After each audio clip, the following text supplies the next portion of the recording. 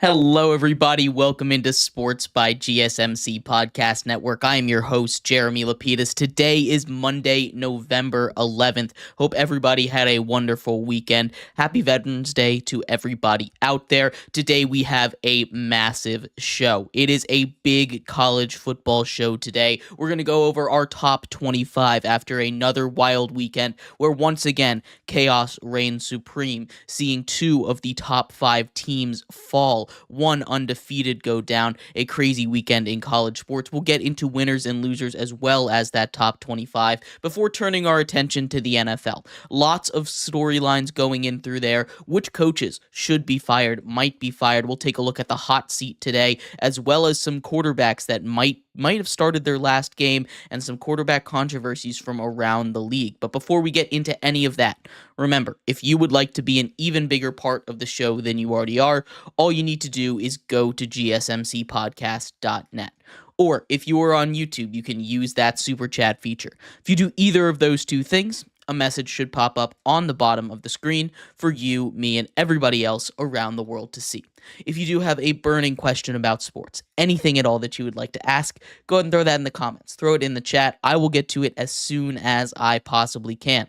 I appreciate everybody so much for sticking around, talking some sports with me here on a beautiful Monday, November 11th. But like I was saying, we're going to start off our show, as always, like we do on Mondays, with our winners and losers from another crazy, wild Week 11 of college football. Starting off with our winners, and this one, there were a lot of winners. I had a little bit of a tough time whittling it down to just 5. Of course, we do our top 5, but starting at number 5, I had to go with one that made history. A win that made history at a program, and that's Indiana. Indiana is our number 5 winner of the week. Curt Cignetti has his team undefeated in the top 5 in the AP poll, made one of their highest rankings of all time. This is the best season in the history of Indiana. Indiana has never been 10-0 ever. They've beaten Michigan for just the second time in their history. They are rolling. They have a basically clear shot to the college football playoffs and a massive game coming up soon against Ohio State. This is going to be a top 5 matchup, which is insane to think about at the beginning of the season, what Indiana has been able to do, that quick turnaround. This is a historic season for Indiana, and it's very, very impressive how quickly they have been able to make their program into one of the premier ones in the country. Helps how chaotic this season has been, but Indiana, a top 5 team and a top 5 winner of Week 11. Number 4, our number 4 winner goes to Ole Miss. This is a team that I personally 2 weeks ago had counted out.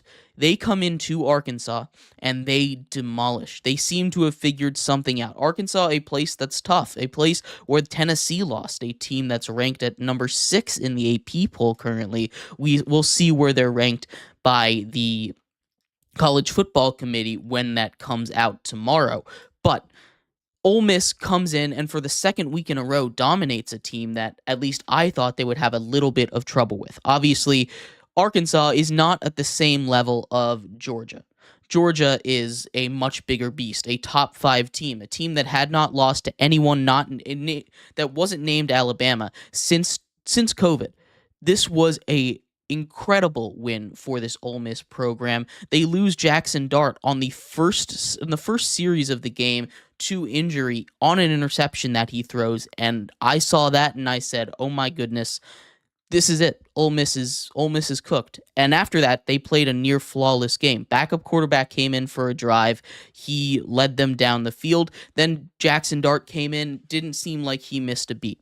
This was a absolutely dominant performance from Ole Miss.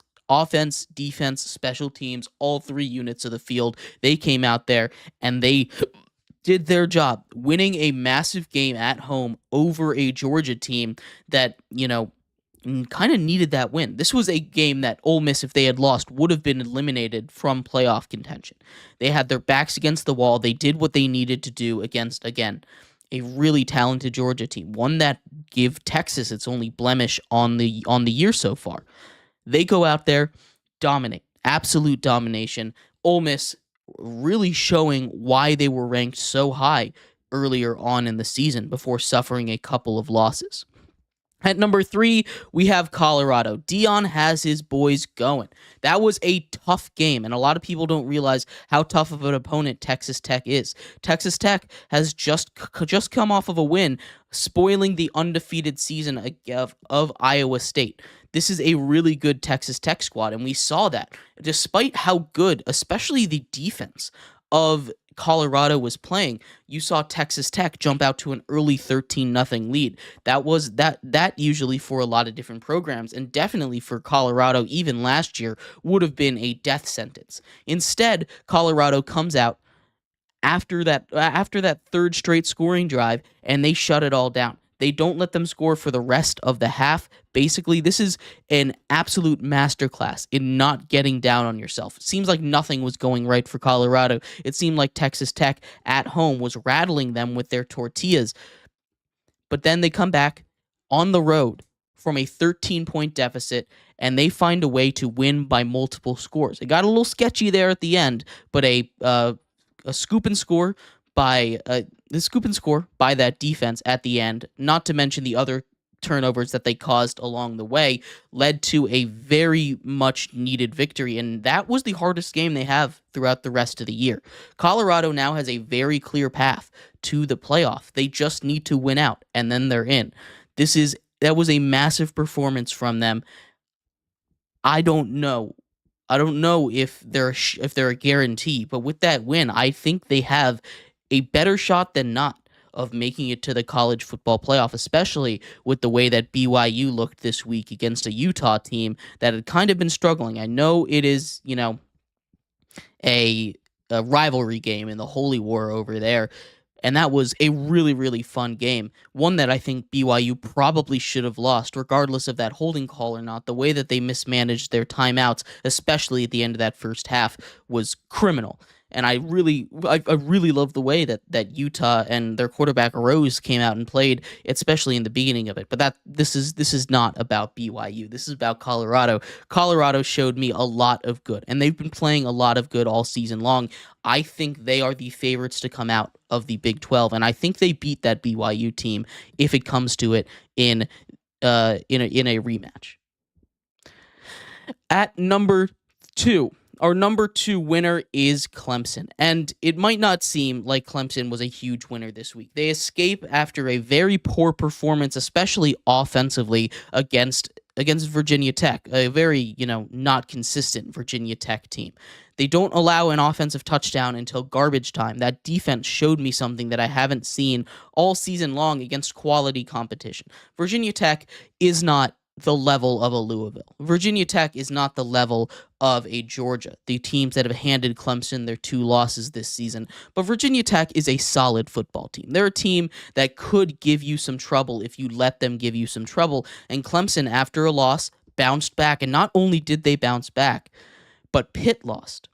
So did Miami, which gives Clemson new life in the ACC race. They are not out of it yet. Now, obviously, the loss that they suffered definitely does not help to Louisville, but they are still very much in the ACC race after this week, and that is the biggest win for them, which is why they're on number 2, which is why they're ahead of Ole Miss, Colorado, and Indiana, because their playoff hopes were just saved by this week. And at number 1, how can you go about talking about this week without talking about Jalen Milroe? Jalen Milroe leads his boys, the Alabama Crimson Tide, into Death Valley at night, a place where LSU has been near undefeatable at night in Death Valley. In a rainy, ugly conditioned game, they dominate, and not just they, especially Jalen Milroe. 4 touchdowns on the ground for him, seemingly getting whatever he wanted, breaking off 70-yard runs, 40-yard runs, 20-yard runs. He looked like the biggest, the fastest, the strongest, and the best athlete on the field, on a field filled with plenty of future NFL players. That was a dominant performance that I had not seen out of Alabama all season long. Even in the game against Georgia, where they got their win and eventually got to that number one spot, it was not nearly as dominating as this. LSU did not score an offensive touchdown until garbage time at the very end, at the point where Alabama had backups in the game.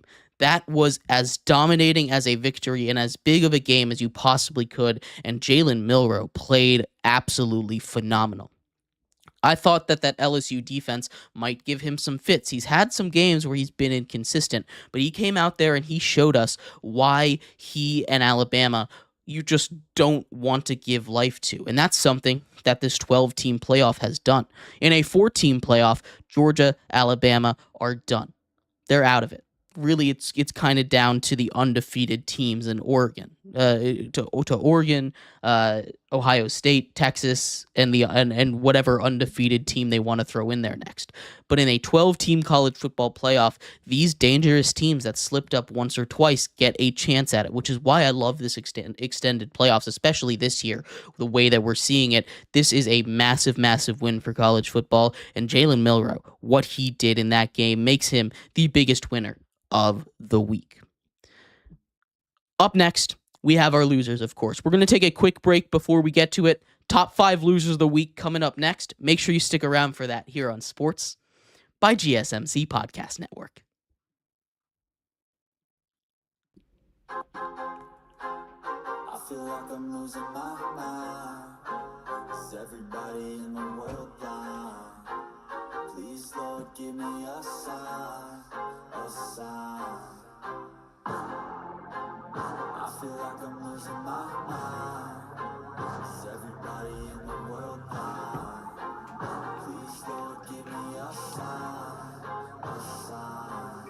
I wanna be the greatest. Everybody on the fake shit. I look around and feel like everybody is the fakest. I make this every day and I'm impatient, hoping one day I blow up from a basement statement. The top is so vacant. I don't hear shit that I think is amazing. Waiting for my day when I'm playing sold out shows for 1,000 faces. Hey, give me that crown. Get in my way and to be put down. It ain't your place. All this my town. If I want that shit, then I'll get it right now. I'm losing it. The news it fits. I'm losing shit. A stupid myth. You choose to live or choose to dip. You choose to fight or lose your grip and lose a gift. Oh.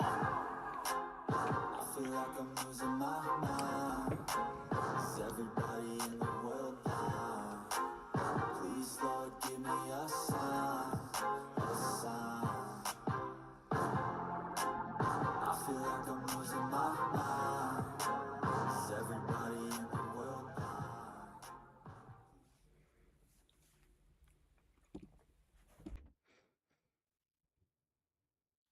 Welcome back to Sports by GSMC Podcast Network. I'm your host, Jeremy Lapidus. Today is Monday, November 11th. Happy Veterans Day to everybody. If you are just tuning in, we just finished going over the winners from Week 11 of another chaotic, crazy week in college football. We have the losers coming up in just 1 second, but before we get to that, remember, if you would like to be an even bigger part of the show than you already are, all you need to do is go to gsmcpodcast.net. Or if you are on YouTube, you can use that super chat feature. If you do either of those two things, a message should pop up on the bottom of the screen for you, me, and everybody else around the world to see. If you do have a burning question about sports, anything at all that you would like to ask, go and throw that in the comments. Throw it in the chat. I will get to it as soon as I possibly can. I appreciate everybody so much for sticking around, talking some sports with me here on a beautiful Monday, November 11th. But like I was saying, if we are going to get into our losers of the Week 11 college football, yet again, like I said in our last segment, a crazy, chaotic week, a lot of losers, a lot of big-time losers in this one. A couple teams lost out on playoff hopes. A couple teams really felt like they were going to have some kind of magical season, and it didn't pan out. And we're going to start off with number 5 here, and that is Miami. Miami has been flirting with a loss for basically the entirety of ACC play, right? Starting off in a game against Virginia Tech where they almost lose on a Hail Mary and they have to make a massive comeback. Going to Cal, almost losing, down 25 in that one. Then, of course, this game where it eventually all catches up to them. They have had 3, count them, 1, 2, 3 times where they were down by double-digit points in the second half, not including this game, and they've come back to win. That is not how you want to live. That is a dangerous, dangerous way to play the game of football. But the way that Cam Ward has been playing, the way that he's been able to just dice up defense after defense after defense, has allowed them to play with that kind of deficit.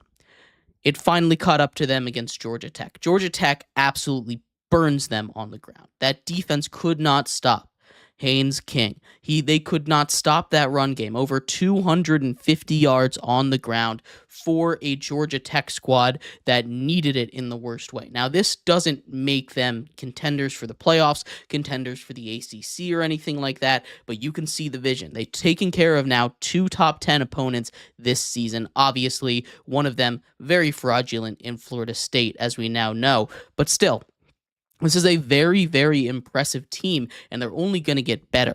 In a couple of years, this is a Georgia Tech team that will be very scary in the ACC, and the way that they were able to shut down that Miami offense, the way they were able to cause issues for Cam Ward, making him hold the football like he always does, but not letting him make magic happen, forcing fumbles down the stretch, only rushing 3, dropping 8 into coverage, that is some kind of magical defensive, I won't say magical, but really, really smart defensive approach that just lets you and the rest of college football know that there's a way to beat this Miami team. And it's not like we learned anything crazy about this Miami team. They're just losers this week because their magical, undefeated season is gone. And now they have to win the ACC to get in.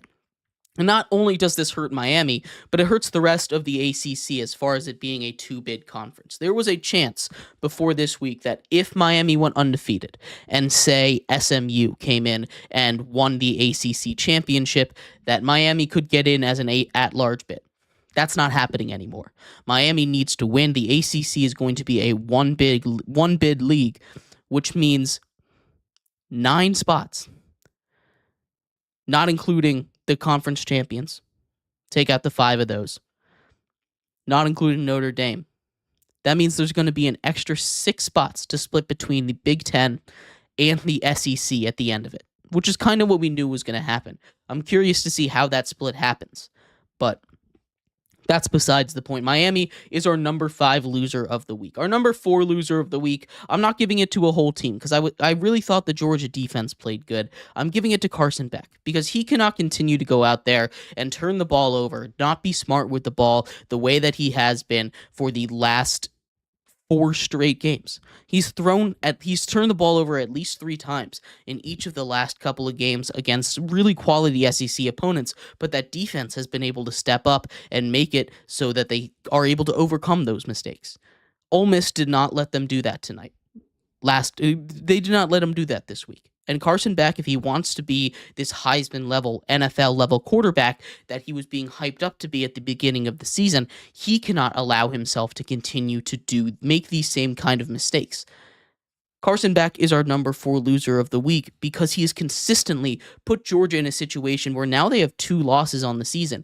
Now going into a game against Tennessee that maybe they had the leeway to lose, and maybe still they have the leeway to lose. I know there were conversations about how a 3-win Georgia team might be able to make it into the college football playoffs, but now with the way it's looking, I don't think a 3-loss Georgia team is going to make it into the college football playoff. You need to have a better resume than that. It's not like these teams that they lose to in Alabama, that win, as impressive as it is, or that loss, as impressive as of a loss as it is, it's still not, the most impressive loss as it was at the time. That loss now to Ole Miss. Ole Miss has slipped up a good amount of times early on in this season. If they lose to Tennessee, that the resume just frankly isn't good enough. And those were the 3 games that we penciled in that they could lose, that maybe they could still get in after that. And maybe there's a way. With how chaotic this season has been, maybe they still find a way to get in after that. But it's definitely going to be a tough road, and Carson Beck is not making it any easier for the Bulldogs. They need him to start shaping up. They need him to stop turning the ball over if they really want to be any kind of contenders at all. Carson Beck is our number 4 loser. Our number 3 loser, it goes to Pitt. You can't be losing to Virginia. And I know that kind of might seem like a slight to Virginia right there, but Pitt is a team that came in undefeated 2 weeks ago. Much like our number 2 loser, and I'll kind of group these two together because it's a very similar story for both of them. Iowa State, our number 2 loser, or I guess I should say 2A and 2B with Pitt and Iowa State. They were both undefeated 2 weeks ago. They take a brutal loss, they take a brutal loss and a close loss, right? For Pitt, I put them at our number 3 loser because they lose quarterback Eli Holstein in the third quarter, and then the backup proceeds to throw 2 interceptions, and Virginia comes all the way back to win the game. I can make a little bit of an understanding for why, hey, this is a team that's not at full strength, but still, you can't be losing to, granted, a resurgent, but still a University of Virginia squad that is not respected as a really good football school, at least yet. Maybe in the next couple of years they can turn that idea around, but for now they're not a football school, and if you wanted to be taken seriously, if you wanted to be in the college football rankings, the playoff rankings, at number 18, not just in the rankings, but in the top 20, you can't be losing to Virginia. I know the injury sucks, but still. The defense needs to play better than that. The offense needs to be able to be effective on the ground as well, and Pitt was just unable to do that. Iowa State at number 2 is a very different story. They got absolutely dominated. After a tough loss to a good Texas Tech team last week, they got absolutely dominated by Kansas, and this was the Kansas team that we had been expecting at the beginning of the season. Jalen Daniels went out there and looked maybe like the best quarterback in the nation, maybe the second best. I will say we did give the number 1 winner to Jalen Milroe, but Jalen Daniels went out there and he looked incredible, dicing up the defense, connecting with his receivers whenever and however he wanted to. That vaunted Iowa State defense could not get anything done, and that is really, really going to hurt Iowa State. We'll see how much they fall in the rankings when we get into that in our next segment. But still, this is a very embarrassing loss for Iowa State. Kansas is a team that, like I said, was ranked at the beginning of the season, had high hopes, but fell off because they had turnover issues. They're starting to turn it around, so it's not like this was a surprising effort from Kansas, but it is considering where they were now as compared to the beginning of the season. You can't have that. And for these last 2 teams, again, I kind of bunched them together here because they're very similar boats. They've now lost 2 straight, and instead of being, favorites to find a way into the playoffs, control your own destiny into the playoffs in Iowa State and Pitt, now they're basically eliminated, outside looking in, needing a lot of help to find their way into the college football playoffs, and they're basically done. They're 1 step away from being eliminated, and I don't have any faith these teams will survive to the end of the season. And that brings us to number 1. Our number 1 loser of the week, of course, is LSU. You let Alabama, in front of your home stands, in front of your terrifying atmosphere, drop 40 points on you. They absolutely demolished you. And it wasn't one of those things where you can look back and you say, there were some positives. Everything that could have gone wrong went wrong for this LSU team. They muffed punts. They threw interceptions. They couldn't get the run game going. Heck, they couldn't throw the ball past the line of scrimmage. The average depth of target for this team in the first half was less than 1 yard. That is ridiculous. That is not something that you can win a game with, especially against a good Alabama squad. This was an LSU team that, yes, its defense had been playing good, but its offense had been playing so much better than this. Going up against an Alabama squad that had been a little bit inconsistent. Instead, the offensive line lets everyone through. They cannot stop a single rusher. The run game could not get anything going. Fumbles, interceptions, you name it. Everything that could go wrong went wrong for this LSU squad, and they are by far the biggest loser of the week. Not only did they let Alabama walk into their own house and absolutely little brother them, but that might have eliminated them from playoff contention in any serious kind of way. Again, I think they might still be able to find a way in if the SEC continues to cannibalize itself, but the way that the schedule is, how many games are left and how many big games especially are left between those premier opponents, they're just about out. And that game sealed it. And it was for the entire world to see, and it was an embarrassing effort. And LSU cannot go out like that. That is not what you want to see as an LSU fan. They're our number one loser of the week. But let me know what you think. I'd love to hear your thoughts. Who were the biggest winners, the biggest losers of this week in college football? We're going to take a quick break here. When we come back, we go over our top 25 in college football, as well as our top 5 in the group of 5. So make sure you stick around for that. We'll be right back here on Sports by GSMC Podcast Network. Looking for your daily fix of sports talk without having to pay for it? GSMC Sports Network is available on YouTube. Just search GSMC Sports Network. Get your fix of daily sports talk shows on YouTube, absolutely free. NFL, college football, NBA, MLB, MMA, UFC, fantasy football, and so much more. GSMC Sports Network has shows running all day long, with new sports shows starting every 2 hours. Just like on your favorite cable sports channel, except GSMC Sports Network is absolutely free. Just search GSMC Sports Network on YouTube to catch one of your new favorite shows, like the GSMC College Football Podcast, Chip Shot Football Podcast, Hoops and Heels Women's Sports Podcast, GSMC Basketball Podcast, and so many more. Check it out for yourself.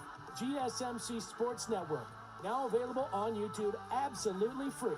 Search GSMC Sports Network on YouTube right now.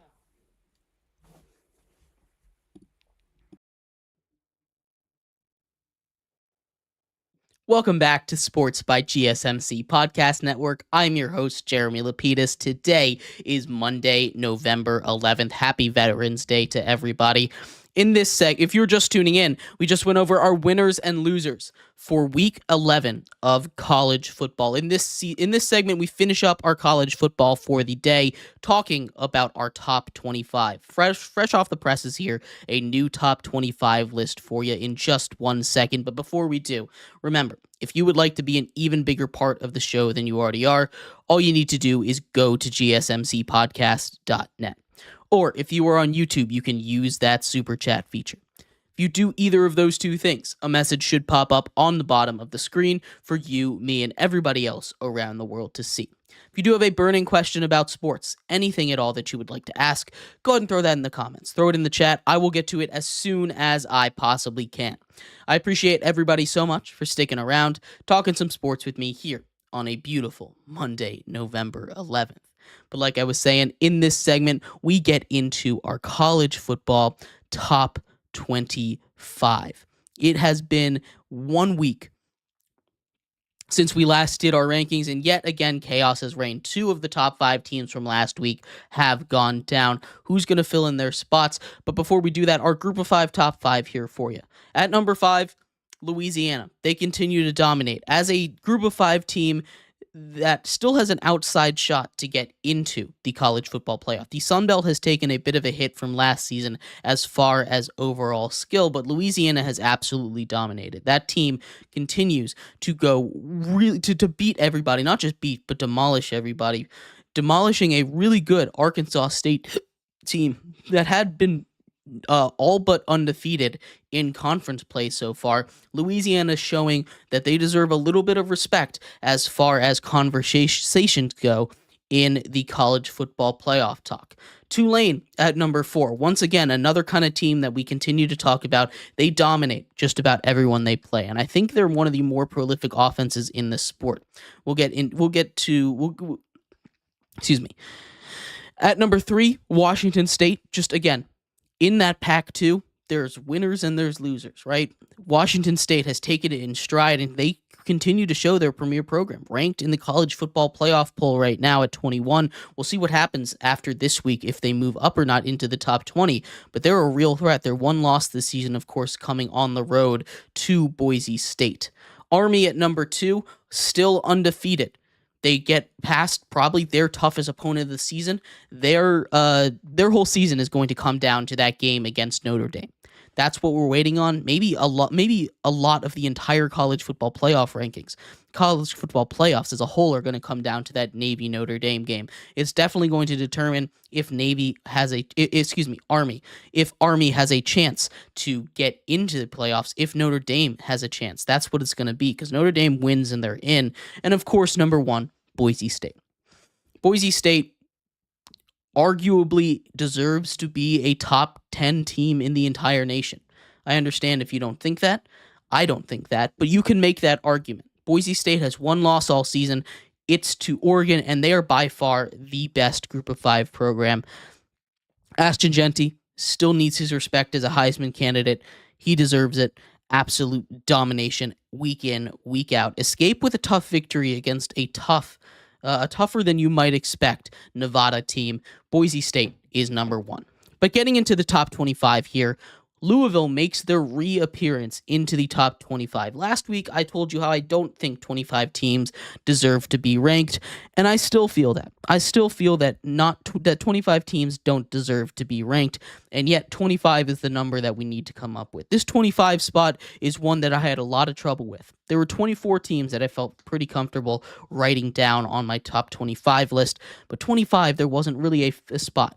Louisville, a team that I've been really high on all season long. Louisville, a team that, despite their 3 losses, have all come against now top 25 opponents. SMU, Notre Dame, Miami. All top 25 opponents, not just all top 25, but all top 12 opponents, all top 15 opponents right now. That is a lot of quality losses for a team to suffer. This is a good Louisville team, and they showed it when they beat up on Clemson the other day. Louisville deserves to be in the top 25. I put them in that 25 spot. At 24, it is South Carolina, a team that I still feel like is getting disrespected. They put up a great effort against a Vanderbilt team that had played everybody tough. Win 28-7 against, again, Diego Pavia and that Vanderbilt team that even in their losses against Texas kept it to 1 possession. South Carolina is playing spoiler for a lot of teams. I don't think they have a real shot at the college football playoffs, but I think they deserve a lot of respect for how great they're playing down the stretch here, beating a lot of really, really tough opponents and making it so it's just not an easy win to pencil in the SEC. Sowing chaos. It's what we love to see this season in college football. At 23, it's Tulane. Again, that super prolific offense is what we like to see. They have the wide receivers, the running back, the quarterback out there to absolutely just put up points against any team you could possibly think of. They could put up good fights against Oklahoma and Kansas State, their 2 losses this season.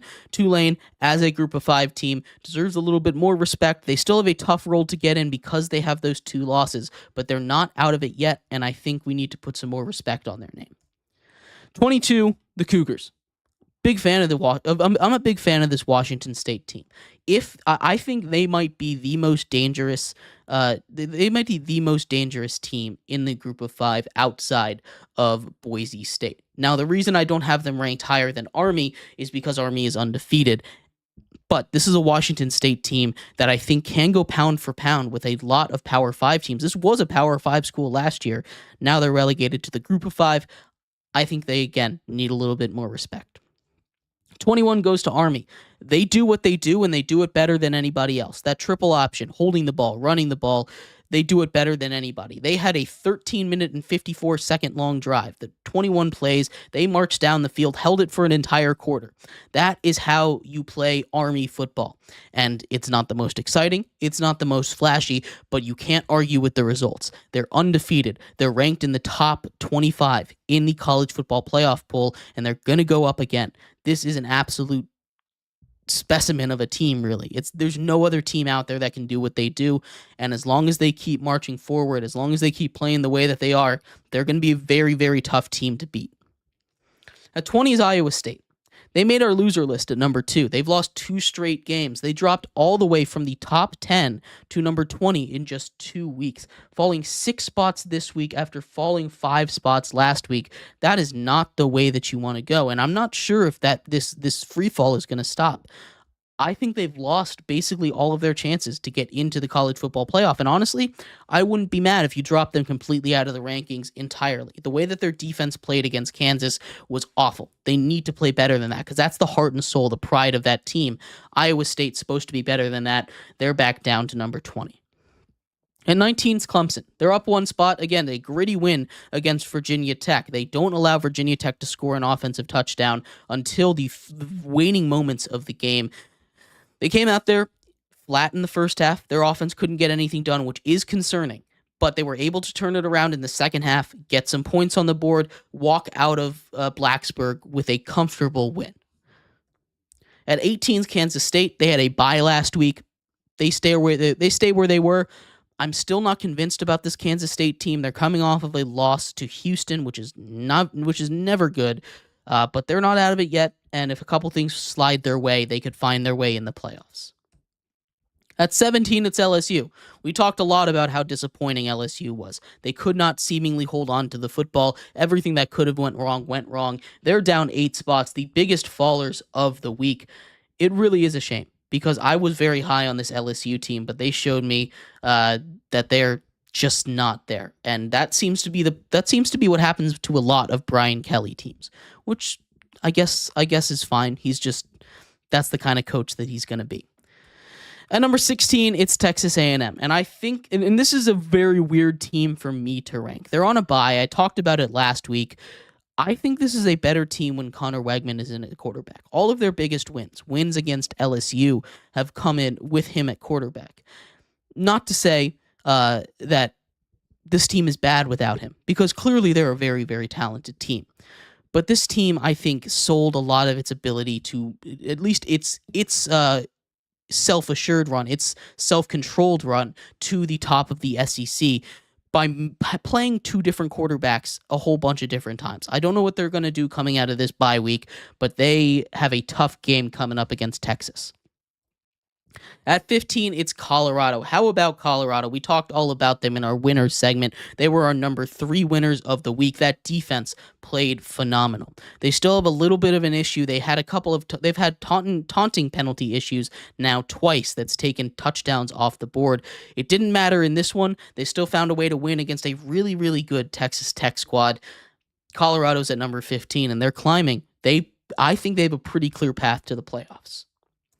14, it's Boise State, the best group of 5 school. Give Ashton Genty his Heisman. He deserves it. He has been incredible all season long. I saw some arguments about that, saying that they just force feed him the ball. So what if he has 30 carries a game? If you're going to give a Heisman to a quarterback because he throws the ball 30 times a game, it's really no different in my mind. Boise State, number 14, they continue to win football games. They have, again, a very clear path to the playoffs. They just have to win out. Boise State at number 14. At 13, it's Ole Miss. I've been so impressed with this Ole Miss team, especially the way that they played this week. That defense, I was not ready for how physical they were able to be. That was my biggest issue with Ole Miss throughout this entire process. They have been unable to be physical. Physicality has been their weakness, and against a very physical Georgia team, a Georgia team that out-physicaled Texas, they won that battle. They did what they needed to do, and they dominated Georgia. Ole Miss, our biggest riser of the week, to number 13. I understand if you want them a little higher. I really thought about moving them higher, but a couple of weird losses. I'm still not comfortable putting them in the top 12 yet. At number 12, it's SMU.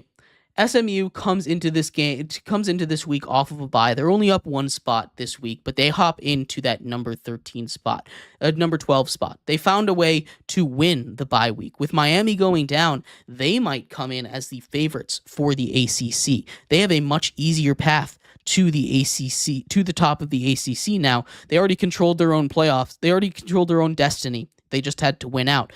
But now that path looks a lot more open. Maybe they can even go in as the 1 seed. SMU had a really, really good bye week. 11 is Penn State, and they rebounded very nicely after that loss to Ohio State. They come out against a Washington team, and they dominate. You can yell at me for them being so low. I understand. But the teams above them, I personally could not justify. I think on a neutral field, all of the teams above them end up beating them anyway. For instance, 10 is Tennessee. Nico Iamvaleta had a injury scare. They were able to win the game, and he's going to be completely healthy, which is a big win for Tennessee. With him on the field, I know that offense has not been their strong suit, especially the passing offense, but the run game's been awesome. The defense has arguably been the best defense in the nation. Tennessee at number 10, I could not take them out of the top 10. I think they're better than Penn State. I'm just not a big fan of that Penn State team anyway. Tennessee at number 10. At number 9, it's Alabama. They move up to that number 9 spot that was occupied by LSU. And again, I understand the argument if you want them to be higher, especially after the dominance that they just showed in a very tough environment against a very good opponent. But again, I'm very cautious about this because this is a team that has been all season long incredibly inconsistent. I want to see them do it again this week against whoever they're playing. It doesn't matter. Because last time they had a big game like this, they had a huge letdown week against Vanderbilt. It's a little bit scary. I think Alabama's still a very talented team, but I need to see them not get too high on their emotions. Alabama at number 9. At 8, it's Miami, and I know the AP poll put them out of the top 10, but I can't do that. We didn't learn anything about Miami this week. This is exactly what we knew Miami was. Miami is a team that's defense will let you score, but will score back. Georgia Tech was able to force turnovers, was able to stop Cam Ward from playing superhero, and that's why Miami lost. We didn't learn anything different about Miami, so I can't justify putting them outside of the top 10.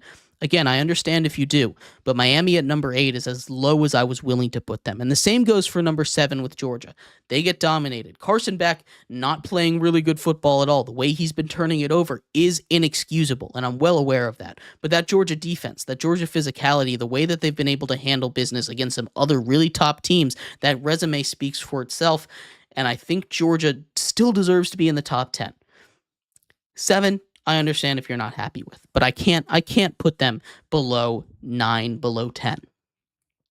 At 6, it's Notre Dame.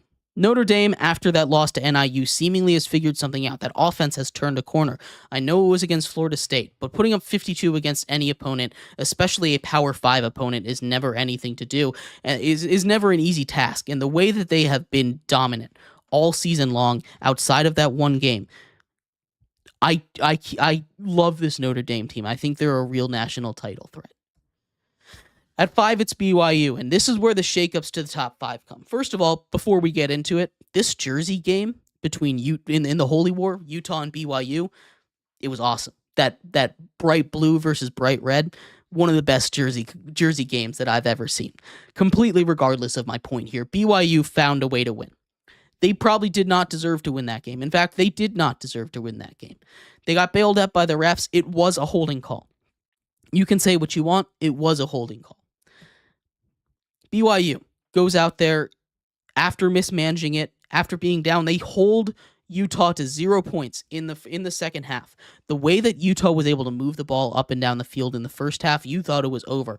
But BYU came out there and showed why they have been so highly ranked. I was very impressed by this BYU team, and they cracked the top 5 for the first time. Same thing for number 4, the Indiana Hoosiers, 10-0. You have to respect those undefeated teams, which is at 5 and 4, Indiana and BYU. This was a really tough week to rank, if I'm being completely honest with you. There are some things where you look at and you say, Indiana and BYU in the top 5? No way. But you have to take your biases out of this. This is not every other season. This is the 2024 season where Indiana is 10-0 and going to make the playoffs. This is a season where BYU is 10-0 and going to make the playoffs, right? This is how it goes. And Indiana at number 4, they absolutely deserve it. Their first real slip up of a game. The first one where they were close against a Michigan team that's a little better than I'm willing to give them credit for. Still a little scary. They got a big test against Ohio State. And if they can keep that close, if they can keep that within one possession, even in a loss, I think they clinched a playoff spot. Number 3 goes to Texas, and I think the top 3 in everybody's poll will be the same. I understand if you want to mix up the order a little bit. Texas gets a massive W against Florida. Florida, starting a third-string quarterback, DJ Lagway, would have definitely made that tougher, but Texas did what they needed to. They put up 49 points against a Florida team that was not on their same level. And we saw Georgia struggle with this team. Georgia, a team that beat Texas. We saw Georgia struggle with this Texas team just last week. And I know that's a rivalry game, but still, Texas going out there and dominating is very, very impressive. They're at number 3. 2 goes to Ohio State. Again, they dominated on inferior opponents in their conference. Purdue, not a great team. Still, though, 45-0. Crazy. Will Howard might have played his best game as a Buckeye, and he's getting hot at the right time. Ohio State's at 2, which leaves number 1, the Oregon Ducks. There was never a question, right? I know people said, oh, they didn't play their best game against Maryland. Who cares? They're head, shoulders, knees, and toes ahead of the rest of the competition. There's no one that's close to where they are. And even in a loss, even a win where they struggled a little bit, they still came out and they won by 17 points, right? I know you're supposed to win by more, but still, Oregon is the number 1 team in the nation, and it's not very close. But let me know what you think. I'd love to hear your thoughts on my top 25. We're going to take a quick break here. When we come back, we turn our attention to the NFL. We're going to talk about quarterbacks, Giants, Colts in quarterback situations. What are they going to do? What decisions have they made? And what have the coaches said about it? Stick around. We'll be right back here on Sports by GSMC Podcast Network.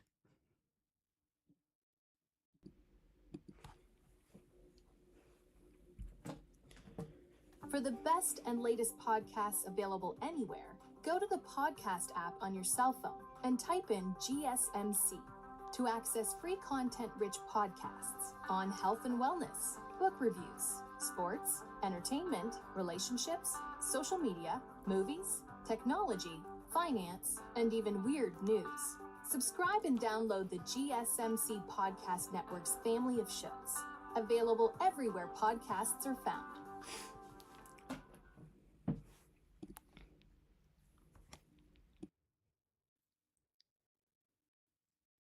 Welcome back to Sports by GSMC Podcast Network. I'm your host, Jeremy Lapidus. Today is Monday, November 11th. If you're just tuning in, we just finished going over the top 25 in college football. In this segment, we turn our attention to the NFL. We have a big discussion over quarterbacks, especially Indianapolis, but also in New York. Will the Giants start? Daniel Jones once again after a disappointing loss to the Carolina Panthers in Germany. But before we get into all of that, remember, if you would like to be an even bigger part of the show than you already are, all you need to do is go to gsmcpodcast.net. Or if you are on YouTube, you can use that super chat feature. If you do either of those two things, a message should pop up on the bottom of the screen for you, me, and everybody else around the world to see. If you do have a burning question about sports, anything at all that you would like to ask, go ahead and throw that in the comments. Throw it in the chat. I will get to it as soon as I possibly can. I appreciate everybody so much for sticking around, talking some sports with me here on a beautiful Monday, November 11th. But like I was saying, in this segment, we turn our attention to the NFL. And the big question in this segment is, what are the Colts going to do with Anthony Richardson? And when I was planning this segment out, we didn't know. But it came out right before our show that they're going to start Joe Flacco yet again. Joe Flacco took over 2 games ago when the Colts were 4-4. And at the time, the question was, is this the right decision? I was firmly on the side of no. I understand why, or I understood why. You thought the Colts were right on the cusp of the playoffs. They were in the playoff picture, and Anthony Richardson, to put it bluntly, was not playing good football. Right? He was not doing that. But he was a young project quarterback, and they said, we are going to turn to Joe Flacco. He gives us the best shot of winning. In limited action, in relief of Anthony Richardson, he had looked really good. No one was going to complain. No one was saying anything about that until he's played 2 games now. One of those games was against, of course, a very, very talented Minnesota Vikings defense. A Minnesota Vikings defense that you look at and you say, you know what? I understand him struggling against it. But then he came out this week. And this week against a Bills defense that is nowhere near as talented as the Vikings defense. It's not a bad defense, but that Vikings defense is leagues better than that Bills defense. He throws 3 interceptions and almost single-handedly loses them the game. Now, it's not all on him. Let's be fair about that. But still, The Colts now have lost 2 games without Anthony Richardson starting, with Anthony Richardson benched, and in both of those games, while you're sitting there and watching them, you say, are we going to see Anthony Richardson? There were multiple times on the goal line in this game where they could not punch it in, and I was thinking, hey, Anthony Richardson, at least get him a goal line package. He could be an excellent goal line guy. There's nothing wrong with running a read option with him. You don't have that option with Joe Flacco. And they got stuffed at least once at the goal line that would have made this game a lot closer coming down the stretch. Not to mention the way that he's been inaccurate, same issue that they had with Anthony Richardson. He doesn't add that threat that really helped Jonathan Taylor and the run game explode, which is maybe the biggest thing that we've learned, the way that having that mobile quarterback really helps a run game. Joe Flacco doesn't add any of that, and to add insult to injury, aside from the fact that, hey, maybe this team is better without him, even though the results haven't showed it, he is again a project quarterback. And his biggest issue is accuracy. I will die on this hill. I really will. There is no reason, none at all, for you to bench Anthony Richardson in favor of Joe Flacco, a nearly 40-year-old quarterback who's not going to be the future of this team. You need to figure out if Anthony Richardson is the answer or you need to move on. And if you have decided that Anthony Richardson is not the answer after 10 games in the NFL, you should not have drafted him. He was not going to be the answer right away. Anthony Richardson, we all knew, was going to be a project quarterback. I was high on him. A lot of other people were high on him, but he is a guy that you need to give a real shot to. Let him play a full season. This is not a year where the Colts need to win. In fact, if they don't, it might be all the better if Anthony Richardson is starting, because then you know, hey, maybe he's not the answer. But if he isn't the answer, you're not going to find out with him at the bench. You're not going to find out with him sitting there behind Joe Flacco, a guy that's not even winning you football games. And the fact that this coaching staff continues to roll Joe Flacco out there is bizarro to me. Anthony Richardson should be the starter. There is no reason that I can think of off the top of my head, not even that it helps them be better in the moment anymore, why he isn't starting. And I don't know what's going on in that Colts locker room. I don't know what is going on with the coaching staff, with the ownership, with Anthony Richardson himself. But this makes no sense to me. Anthony Richardson should be the starting quarterback for the Indianapolis Colts. And I can't think of an actual reason why why he shouldn't be.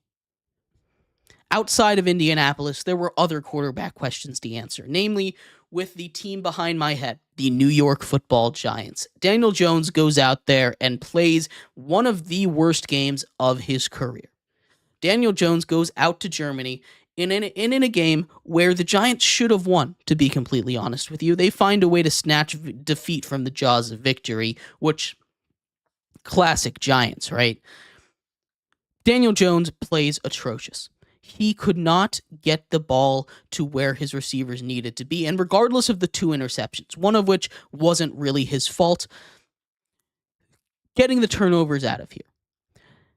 A problem with Daniel Jones all season long, not even his whole career, but for a lot of his career, has been his unwillingness to take risks down the field. And early on in his career, in his rookie season, he was not scared to take these deep shots. You'd see this happen. You'd see him throw up a ball to Darius Slayton all the time down the field. And sure, it'd get intercepted, and that's probably why he's scared, because he's playing for his job right now, and he knows it. And I'm not saying it's necessarily a bad thing to be cautious with the football, but he does not trust his eyes. And when you don't trust your eyes, you're slow. And when you're slow in the NFL, bad things happen. And that's what we're seeing. It's a negative feedback loop. And maybe that's just what happens when you get eaten alive, have a couple of bad seasons in the New York media. That's just what happens. And I understand it. It's not an easy thing. The words get to your head. You're not playing with confidence. He needs to play with that confidence. But he is actively a hindrance on the New York Giants right now. And there's not much he can do to really convince that he won't be a hindrance. Now, do I think he's the best quarterback on the roster? Yes. And do I think he still has top 15 quarterback level of play in him? I do, actually. And maybe that sounds insane for me to say. I'm not saying he's playing like a top 15 quarterback. But Daniel Jones here. Daniel Jones in New York has had his confidence destroyed. And you see it in the way he plays. He plays scared. He plays like he needs the field to be wide open. And even then, he doesn't trust it. The big play that people are pointing out is the flea flicker, where he got sacked on a 3rd and 1 instead of throwing to either Malik Neighbors or to Wan'Dale Robinson running wide open over the middle of the field. And yes, that was a bad play. But it's not just that. It's the fact that he does not push the ball downfield. He's too scared to do it. He refuses to go throw the ball into tight windows. He doesn't trust his arm anymore. He doesn't trust his eyes, and that's throwing everything off. As far as benching him, do it, honestly. This Giants team, if they want to win games, and my biggest concern with the Giants is the fact that they might fire Brian Daboll, and we'll get to that in our next segment. I don't think Brian Daboll should be fired or blamed for any of this. Go ahead and bench him.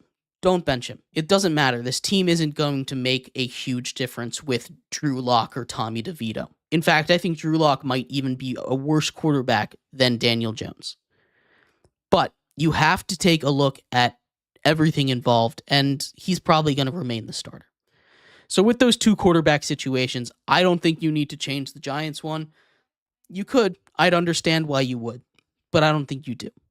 With the Colts, though, it really is mind-boggling to me why Anthony Richardson, why the Colts refuse to make him the starter. And I have not heard an explanation for why, and I need to, honestly. But until then, Joe Flacco continues to start. The Colts continue to waste away one of the most pure athletic people in all of football. At least get him some packages at the goal line. That's really the minimum that I'm asking for. Anyway, let me know what you think the Colts should do with Anthony Richardson, why he isn't starting, and what the Giants should do with Daniel Jones. I'd love to hear your thoughts. We're going to take a quick break here. When we come back, we turn our attention to coaches on the hot seat. We talked a little bit about Brian Daboll. There's a couple more on my list that we have to get over. So make sure you stick around for that. We'll be right back. Here on Sports by GSMC Podcast Network.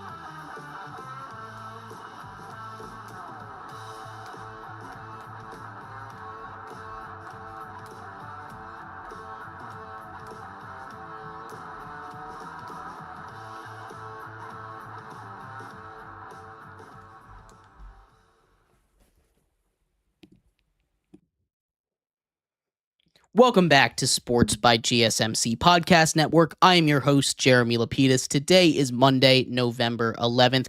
Happy Veterans Day, everybody. If you are just tuning in, we just went over some of the quarterback situations in the NFL, the Colts, the Giants, and more. In this segment, we turn our attention to coaching situations.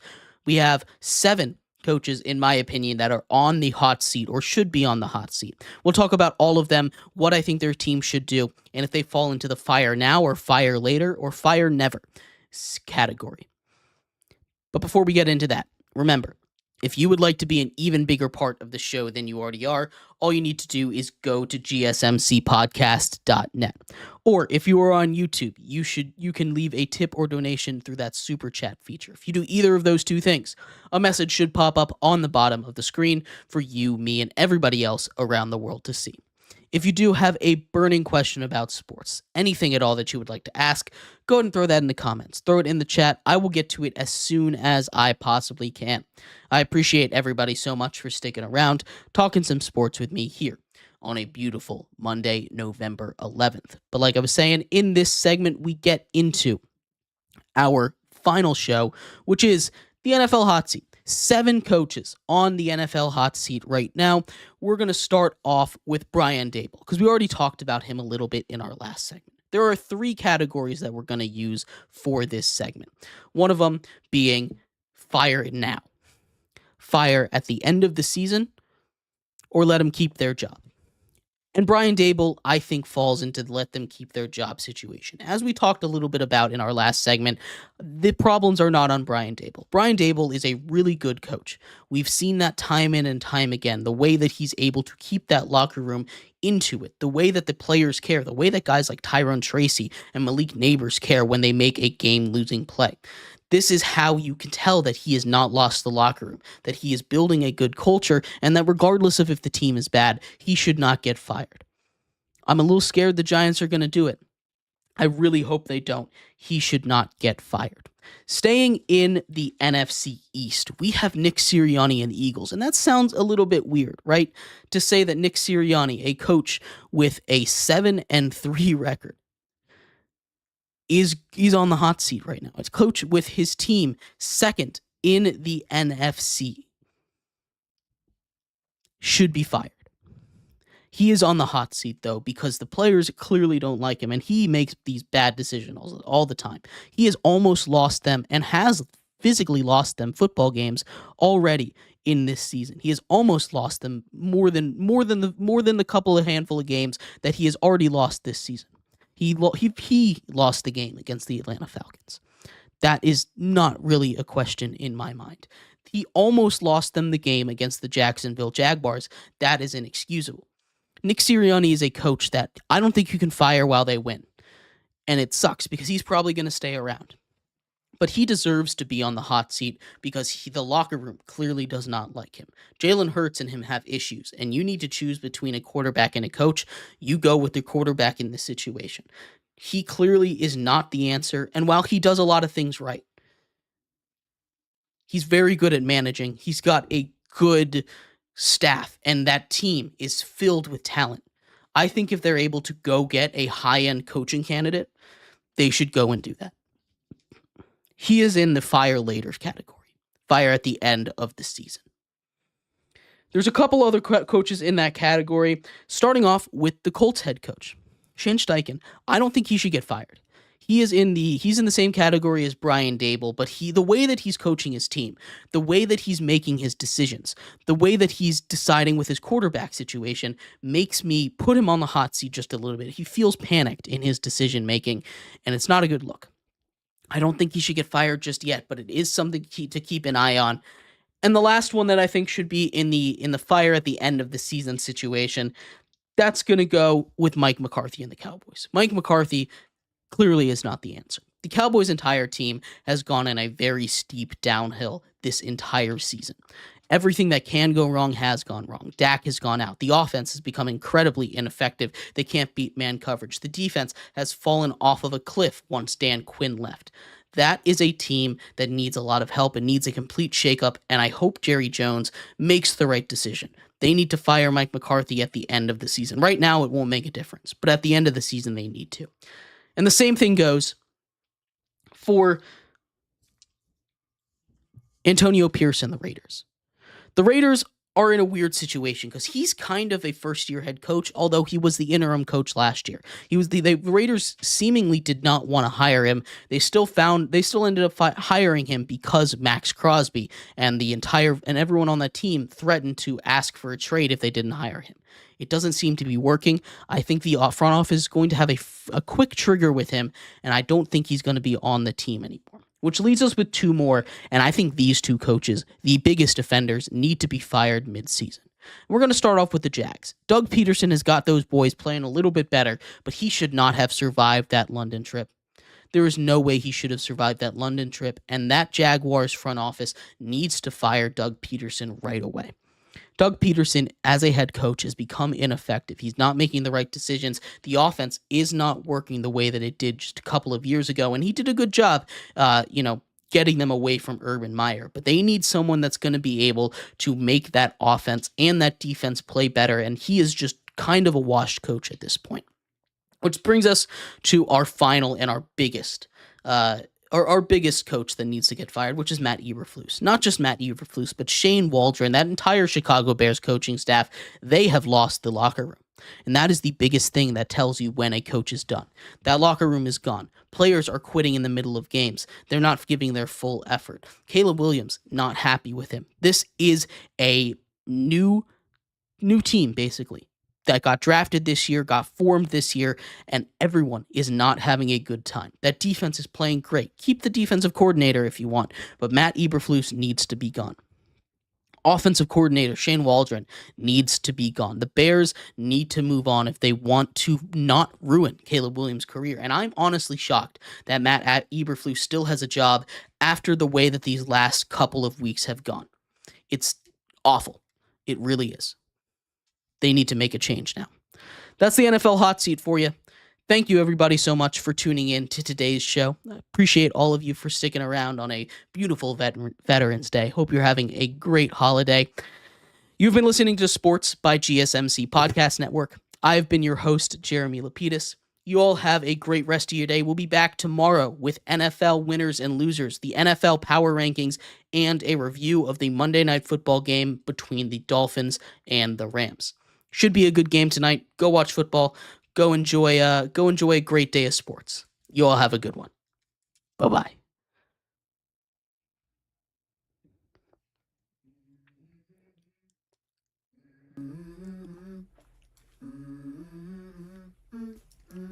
Let's go.